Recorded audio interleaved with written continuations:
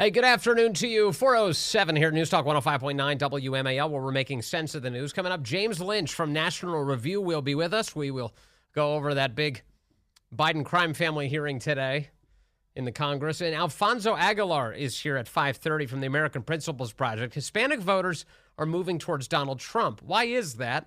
Alfonso will explain. And you can join us, 888-630-9625, 888-630-WMAL. Well, this seems like a story that's happening more and more frequently. Women go to their local gym, their local YMCA, think that they can get changed in peace inside of the women's locker room, and instead they encounter a man inside the locker room with them. And when they ask management about it, who the problem is? It's the woman who dares ask about it. And that's the story here with my next guest. Julie Jaman is an 80-year-old woman who was a member of her local YMCA, but then she walked into the locker room, saw a man in there, didn't like that, and now she has to suffer the consequences. Harmeet Dhillon is her attorney. She's a CEO and founder of the Center for American Liberty as well. Harmeet, as always, great to have you back with us. Thank you. Yes, thank you for having us and for drawing attention to this important issue. Of course. And Julie, thank you for being here today. Really appreciate that. My pleasure. Julie, can you start by just telling us your story? Where did this happen and what happened? All right. I live in a very small town, less than 10,000 people. We have a community pool, and the pool is arranged so that once you enter the building, you go through the sign, the little stick figures. One says women, the other side says men. That's it. Yes. There's a dressing room and a shower room. It's all one big room. On July 26th, after my swim, I went in to take a shower and get dressed. And while in the shower, these gang showers now have little curtains hanging, sort of billowing, makes a little privacy. But I heard a man's voice over by where there are two toilet stalls. And I couldn't believe it.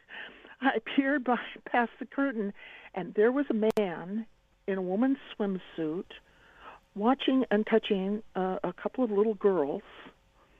And I was just stunned. And I told him to get out of here right now.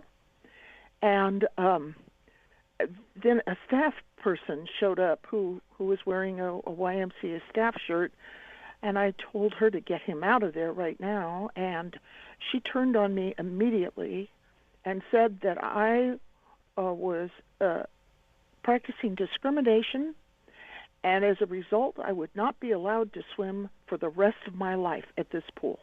I'd been swimming at this pool for 35 years. I've never had a whistle blown or any kind of issue ever in my swim. She banished you right there on the spot the moment you complained about this? I was naked in the shower, and she said it to me right now. And then she walked over and hugged the guy. Oh, my goodness. So what happened after that? Did you you must have been stunned by this idea that you were banished from your own pool. How did you handle it after that? Well, everybody was handling everything at this point. The staff person called the police.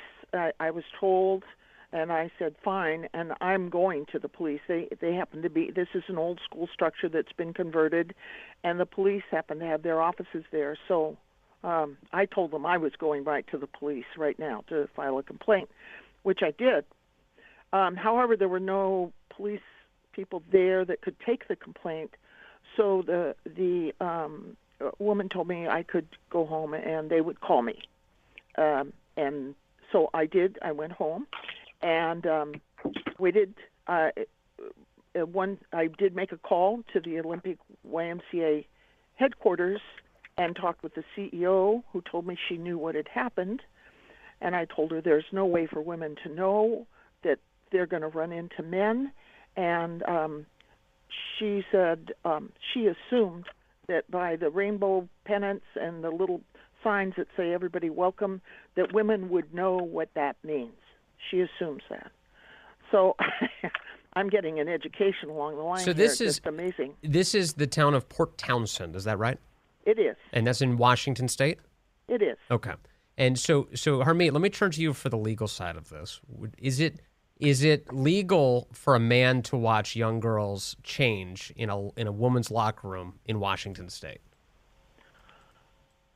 Well, so that the answer is that depends on the definition of a woman. Just to paraphrase how some Supreme Court justices would look at this issue. From my perspective, so first of all, in the olden days, we're all familiar with when you saw something like this happening, just like Julie did. What a normal adult would do is immediately call the police. In fact, many adults have a legal obligation if they're teachers or, Yes. Social workers to call the police. They're mandated reporters of what looks like sexual abuse.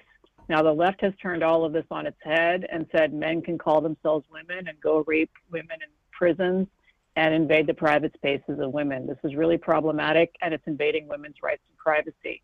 But the issue right here is a very simple one, and it is that this incident happened on public property. Now, the city has leased out this swimming pool to the YMCA. YMCA pays them rent, but it's public property.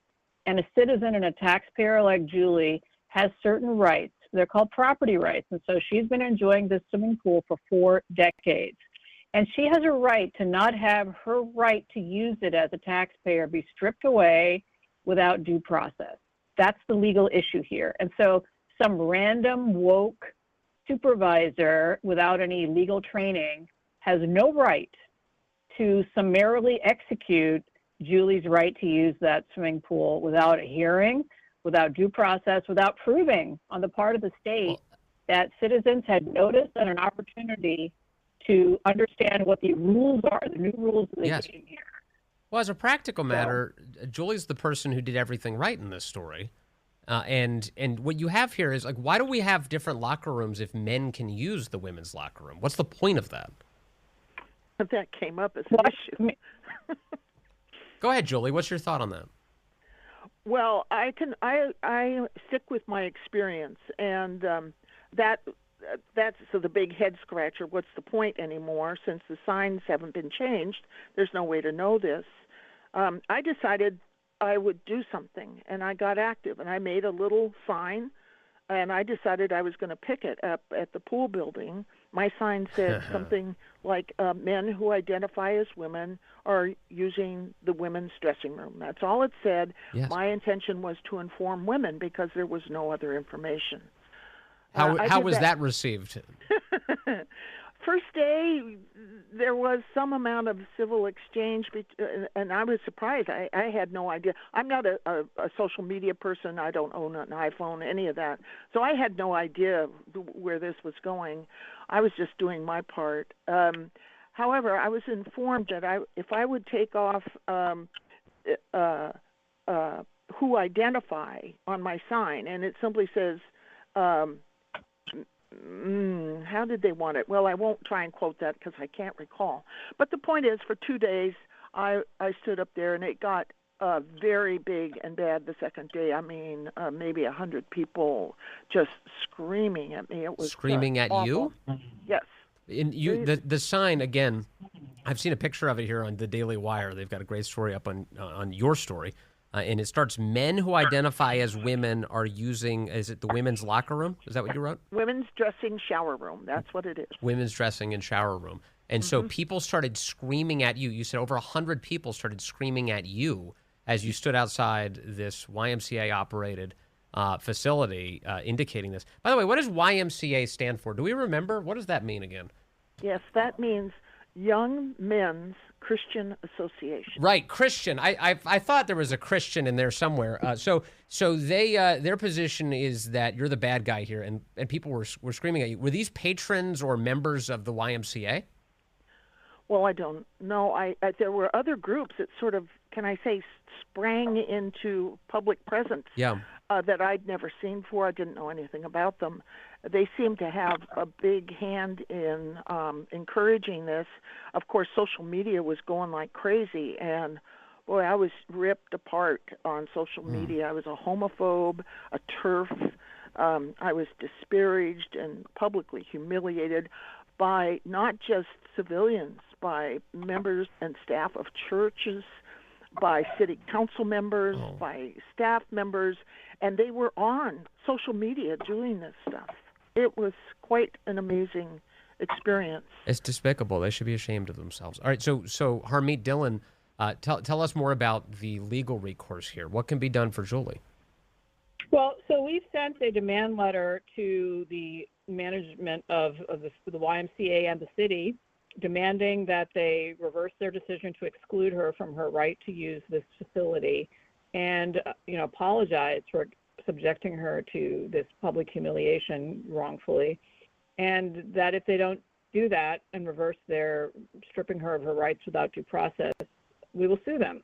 So we have made contact with them, and we've heard back from them, and they've asked for some additional time to investigate this. And because this is a government entity under Washington law, they have a period of time to investigate this and respond that is more than a normal private defendant would have. So we're going through that kind of tedious process. But Vince, as you know, we're frequent flyers at the Center for American Liberty and suing the government, and doing so successfully. And so we really hope this is resolved for Julie and for the town. It's a charming town. I've visited it many times. It's lovely, and people should have a right to privacy and due process and notice there.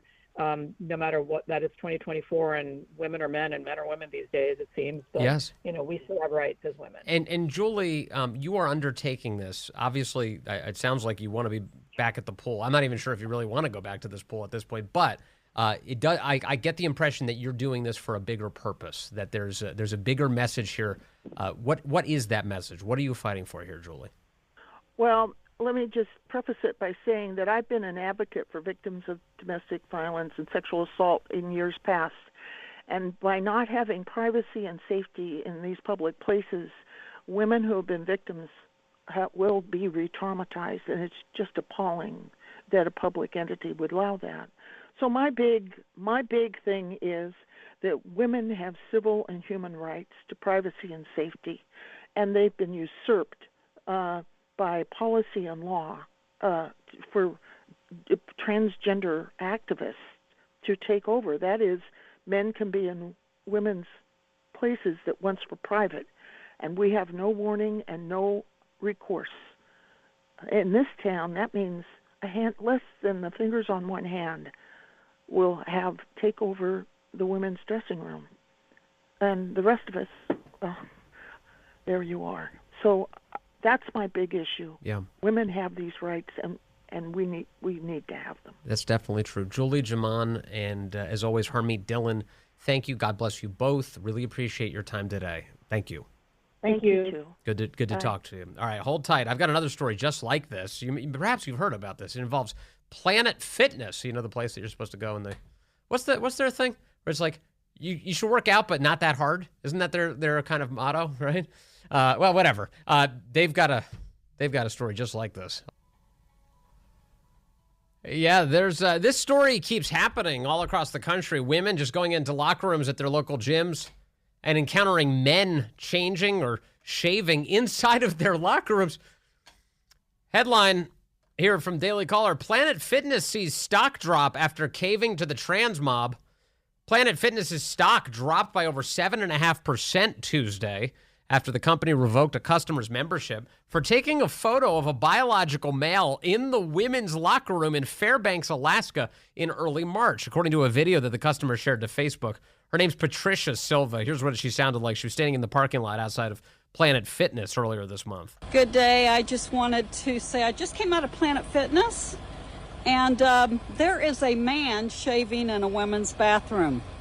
I realize he wants to be a woman. He gets to be a woman. I love him in Christ.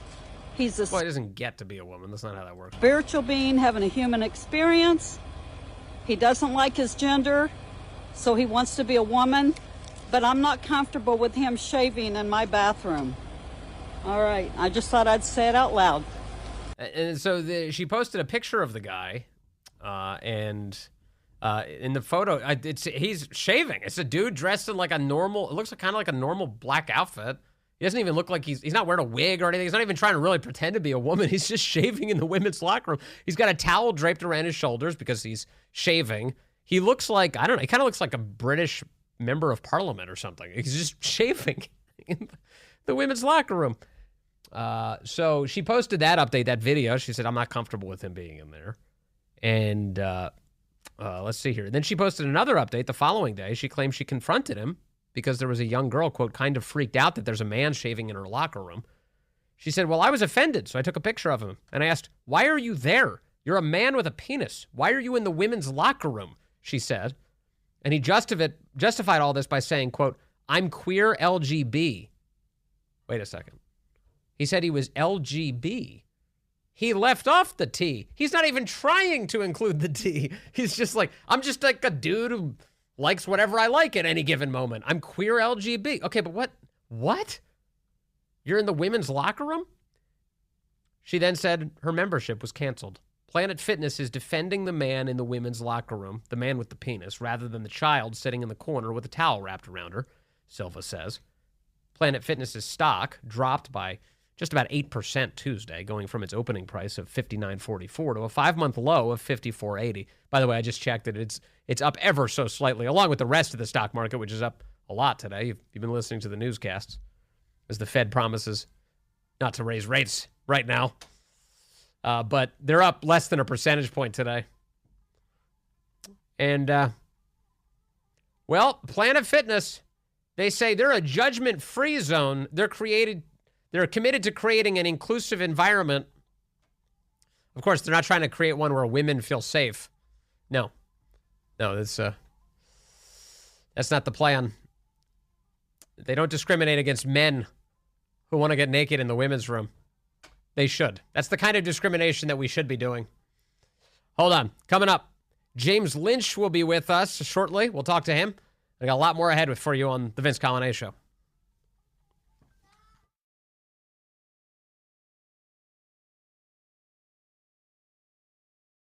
Hey, good afternoon to you. It is 4:35 here, News Talk 105.9 WMAL, where we're making sense of the news. Coming up, James Lynch will be with us from National Review. We're going to go over all of that testimony today from former Biden family business partners who say, yeah, Joe is definitely corrupt. He's definitely committing crimes. In fact, we can list them out for you. Democrats trying to disrupt the whole thing today, as usual. And then at 5:30, Alfonso Aguilar is here from the American Principles Project on why Hispanic voters are increasingly going to be pulling the lever for Donald Trump this year. You can join us, 888-630-9625, 888-630-WMAL. I was watching a show this week with my wife. We're not big TV watchers at home. It's not a big pastime for us, but occasionally my wife says to me, well, let's watch a show. Is there anything we can watch? And this was a kind of a perfect chance this week because there's a documentary out that is newsworthy, for one. And I was interested in wanted to see what was going on here. And it involves the children's network Nickelodeon. And from the late 90s to early 2000s, that's really the time frame that they're talking about. And during that time, Nickelodeon, the kids channel, became super, super famous, successful, because they had a series of shows that were just capturing the attention of young people everywhere inside of these homes where, you get Nickelodeon in your cable package. People would get Nickelodeon, but they might have to pay a little extra for the Disney Channel. That was the competitor at the time. It was considered the premium channel, so a lot of people were on Nick. And among the shows that were huge successes, late 90s, early 2000s, were shows like The Amanda Show, starring Amanda Bynes. All that, of course, which predated The Amanda Show. It was like a kid's version of Saturday Night Live. Later on, there'd be a show called Drake and Josh. There was Zoe 101 and subsequently iCarly. And the thing that all of the shows I just mentioned have in common is not only their immense success on Nickelodeon, they were all run by the same showrunner, a guy called Dan Schneider. And this documentary that just debuted this past weekend and concluded this week, it's 4 short episodes, is called Quiet on Set, The Dark Side of Kids TV. And boy, I've got to say, it's chilling. It's chilling. And it's dark in the ways that you might suspect kids' TV would be dark. You hear the rumors about what happens to some of these children. And the documentary lays out in some excruciating, painful detail the extent to which some of these children were sexually assaulted by the people into whose care they were basically entrusted at this network. and it's bad. Now the big get for the documentary was the child star Drake Bell.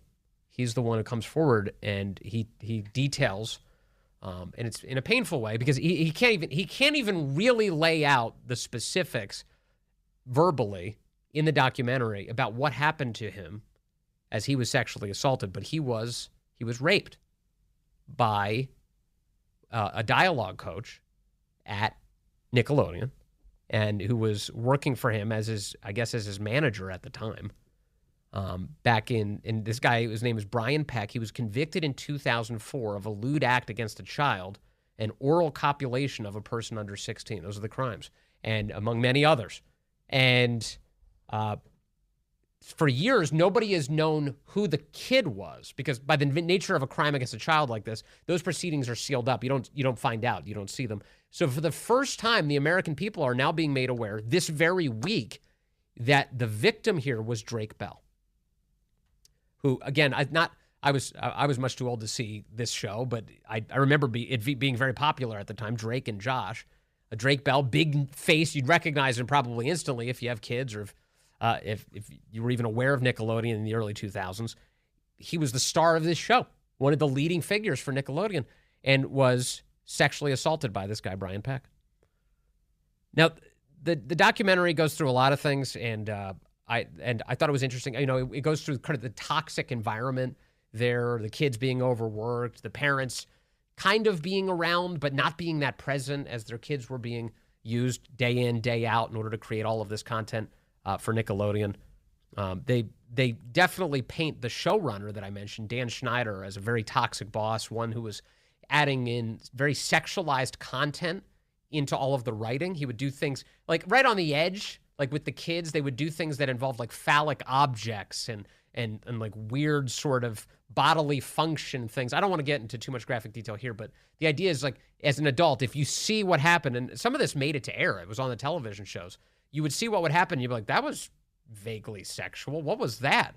And the documentary suggests very heavily that this was done on purpose. It was done that this guy, Dan Schneider, as a writer, was exercising his power and getting these kids to live out these fantasies of his on television. And then when it came to the actual sexual abusers that they document in the show, they point out, for one, like a production assistant, for instance, who would be there to handle the parents and the kids, to like work with them, to be like, when the parents would arrive, they drop their kids off, and he'd be the person to bring the kids from the parents to the set. And he started establishing these relationships with everybody. And everybody thought he was like a great guy. I guess he would go to like the Bible studies. There were Bible studies. He portrayed himself as like a Christian guy. He was the nice guy. Everybody got along with him. He would ask the parents about themselves and what's going on. Everybody had this great relationship with him. But then they tell the story of how one of the young actresses on set, who thought this was her big break, she got to be kind of a background actor in a classroom scene on the Amanda Show.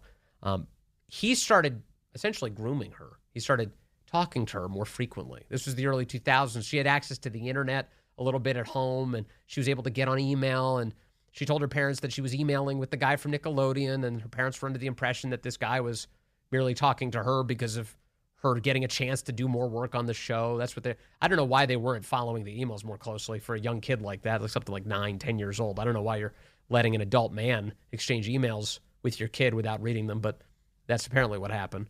And at some point, he sends a nude photo of himself to her with a very deeply disgusting message to her. And the mom sees it, and instead of going to the cops, she tries to basically shut it down. I think her instinct was, we're just, I don't want to cause trouble. Maybe this will go away. I'm not. You'd have to watch the documentary to get her full rationale for why she didn't go to the cops, but she doesn't. She doesn't. Eventually, she does get contacted by the police, though. And they say, hey, do you know this man? They asked her the name, and she's like, I'm very aware of him, she says. They're like, so, well, they got a tip, and apparently he'd been doing this with a lot of kids. And they went to his house, and they found out that he had, inside of little Ziploc bags, he had mementos from each of these children. In her daughter's case, it was a letter that she had written to him. In the case of other children, it was things like children's underwear inside of plastic bags. at his home. Each of them were labeled. Their names were written on the bags. So he was keeping them and documenting them. He was keeping an intensive diary where he would talk about his pedophilia and his desires and all of this. It's all very disgraceful, but it's upsetting and revealing. And so the mom would eventually say, "Oh, yeah," and she gave the evidence over, and they were able to bust this guy. But again, it took the cops coming to her first. And then the big one, like I mentioned, Drake Bell. Drake was a young man coming up at Nickelodeon. He was one of the guys who's kind of a sidekick character on Amanda Bynes' show years ago. And he's just about to get his own show. Nickelodeon's envisioning creating all of these other shows and becoming more successful, cashing in on the success they've already had. And they try to spin off a show here with this guy Drake, and they do quite successfully. But the intervening time between Amanda Bynes' show concluding and this show starting up with Drake Bell at Nickelodeon, there's a lot of really disturbing things that happen. Drake's father was his manager throughout his career and would be hovering over him all the time to make sure he was safe, like a father should. He was constantly present. He was divorced from his wife. His wife wasn't really a part of this for the most part at the time. And his dad would constantly be present. And his dad was concerned about one guy in particular. There's a guy called Brian Peck who was on set, who was a dialogue coach. And he just had a weird feeling about this guy, Brian. He would see him and he would see that he would, grab at his kid's shoulder, for instance. Maybe hold him in a weird way, touch him, in a weird way. Not explicitly sexual, but familiar, to the point that the father was on guard about this. He didn't want his kid near this guy. And he was really insistent about that, apparently. In fact, he's quoted in the documentary. And by the way, I encourage you to watch it. It's I think, eye-opening. You can see it on the what used to be called HBO. They call it Max now as the app, but it has all of these shows on it. It's made by Investigative Discovery, but it's right there on the Max app. And the father, he's thinking, there's something wrong here. Stay away from him. I don't have a good feeling about him. And this guy, Brian, realizing that the dad is the impediment to his being able to go after Drake, pretty obviously begins to groom Drake Bell and say to him, you know what the real problem here is? Your dad. You shouldn't have your dad as your manager. It's not good for a kid in Hollywood. You shouldn't have a family member as a manager. He shouldn't be so actively involved in your life. He's stealing your money. He's taking from you. This is your success. That's not his. And in the midst of grooming Drake, he begins also working the ex-wife against the father, telling him, it's not good that his dad's involved in this. This is not going well for Drake. Drake doesn't want this. And even convincing Drake, ultimately, that he doesn't want it either.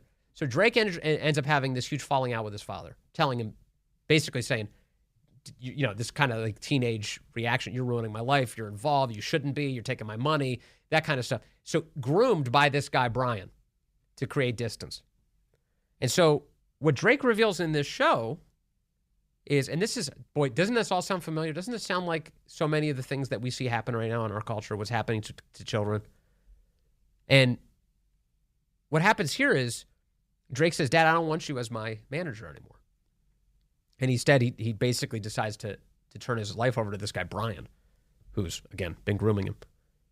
And the father tells the mother, with whom he has this poor relationship, he says, look, all I'm asking is the one thing you please don't let him do is to let that man, Brian Peck, be alone with our son. That's what he asked the mom. And the mom ignored him. The mom didn't want to drive him to and from the television studio. It was far away. She didn't want to drive him to and from the auditions. So what happens? Well, that guy Brian starts doing it. Brian starts taking him. And and it's like it's over an hour away. It's a long trip. You can stay at Brian's house in L.A. Stay there overnight. That's where he started staying. And those occasions upon which he started staying in that house were when he was sexually assaulted, raped, abused, over and over and over again. That really happened. And Drake Bell revealed all of this for the first time in public this week, that he was the John Doe. He was the anonymous kid. He said he went to the sentencing of this guy after he was finally caught. And the way he was caught, it was Drake reveals that he established he had a girlfriend. He as a young kid, he's a good-looking kid. He's in Hollywood. He has a girlfriend, and he starts spending time with her, as you might expect a young man to do. And it was the girlfriend's mother who sniffed this out, because This guy, Brian, was relentlessly calling Drake's cell phone. Where are you? Where are you? We should be together. Where are you? Where are you? And began calling the house where the girlfriend lived. Where's he at? Where's Drake at? Where's Drake at? And the mother pulls Drake aside and goes, hey, can we talk? They talk privately. And she says, this isn't normal. What's going on here? And he's like, oh, he's just like that. She's like, no, it's not normal for a 40-year-old man to be doing that. That behavior is not normal in any way. What is happening? She sussed it out. They eventually get the cops involved, and Drake Bell calls the police in order to, has the police come to the house. The police arrange for a recording. Drake calls this guy, Brian Peck, and gets him to confess as if the two were having a regular conversation about all of this. And the cops capture all of it on audio, and they bring him to court. They bust him. He goes on to, in this trial, he's found guilty. And this is another part that I think is deeply revealing. His jail sentence ends up being something like 16 months. Now, remember, this is a child who was raped multiple occasions. And the jail sentence ends up becoming something like 16 months. I don't have the number in front of me, but it's less than 2 years. It's nothing. And he's also has to register as a sex offender. And that makes sense, the sex offender portion of it. What doesn't make sense is that after he got out of jail, he went on to work on the Disney Channel on a show called The Sweet Life of Zack and Cody, which was another children's show at the Disney Channel. Isn't that crazy? It's the craziest thing. So why did Disney hire a registered sex offender to be on their show? I have not yet seen an answer to this question in our press today. There's some people pointing it out. Oh my goodness, he got hired by Disney. What? He got hired by Disney after this. How about some explanation there? What was that about? And throughout this, you see Hollywood very much protects its own. There are unbelievable names that have come up here of people who sought to write letters of support for Brian Peck. So Brian Peck found guilty of this child sexual assault, of this rape. You had letters that were just unsealed this week. Well, they were unsealed at some time, but they were shared this week for the first time in public, of support from actors like, you'll recognize some of these names, Ron Melendez, Alan Thicke, James Marsden, Ryder Strong, Will Friedle, Taran Killam. These are actors, serious actors who performed in legitimate, serious, big picture movies. You're going to recognize some of those names. All wrote letters of support for the rapist, saying, well, he's been a great guy as long as I've known him. He's been a great guy. Oh, and some of them even suggesting that, well, the temptation may have been just too great or something. There must be some explanation for why he made this mistake, and making excuses for this horrific act, these horrific acts. And, you know, when you see these stories about Jeffrey Epstein, or, you know, what goes on with young children, about powerful people exploiting them, taking advantage of them, and the difficulty there is for these stories to come out, it's so awful. It is just so awful. But you begin to get a sense of how this happens. You know, especially in like Hollywood, you get these, like the parent who doesn't want to say anything to anyone for fear that they're going to short circuit this big dream in Tinseltown. We can't tell anybody. What are we going to do? It's going to wreck that person's future. We can't. So the kids are vulnerable in every possible way. And even after they're exploited, the world around them works to make sure they have no recourse whatsoever. So anyway, if you want to get an understanding of how this all goes down, this documentary is really something. It's called Quiet on Set, The Dark Side of Kids TV. Obviously not the kind of thing for a child's consumption, but definitely the kind of thing I think that will illuminate what is going on inside of some institutions of power in a big way right here in the United States of America. Hey, Vince, I watched the documentary in detail, and I was a little blown away. If you listen to the father, he was trying to do his best to protect his kid. Yes. And one of the things that they talk about is that the father mentioned that he was called a homophobe when he tried to protect the kid and was worried about this guy Peck. Yes, they said Brian's homosexual, so you're just being homophobic. And that's disparaging to all the gay people that are obviously, not pedophiles. Yes. And I think that's pretty powerful, because that makes you afraid to look out for your kid because of fear of what you're going to be called. Smart observation. Yeah, Jay, thank you. No, there are a lot of lessons here. Among them, to be observant and follow your instincts when it comes to your children. They'll pay off.